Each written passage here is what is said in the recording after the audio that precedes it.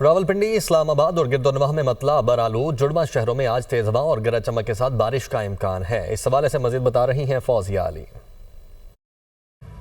जो बिल्कुल जुड़वा शहरों के बासी भी हो जाएं तैयार, क्योंकि महकमा मौसमियात ने इस्लामाबाद, रावलपिंडी में भी बारिश बरसने की पेशगोई कर दी है। जो बिल्कुल इस वक्त अगर हम मतले की बात करें तो मतला अबर आलूद है, काली घटाएं छाई हुई हैं, सर्दी की शिद्दत में काफ़ी इजाफा हो गया है। दर्जा हरारत इस वक्त इस्लामाबाद का 11 डिग्री सेंटीग्रेड है और महकमा मौसमियात ने यही बताया है कि बादस दोपहर बारिश बरसने का सिलसिला वक्फे से शुरू होगा।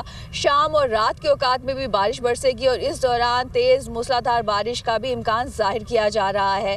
महकमा मौसमियात का यही बताना है कि कल तक बारिश बरसने का सिलसिला वक्फे से जारी रहेगा और दर्जा हरारत में वाज़े कमी होगी। इस्लामाबाद की बात करें तो इस्लामाबाद में अभी भी ठंडी हवाएं चल रही हैं, सर्दी काफ़ी ज़्यादा हो गई है और यकीनन बारिश के बाद जो है जो खुश्क मौसम है उससे छुटकारा मिलेगा। जी।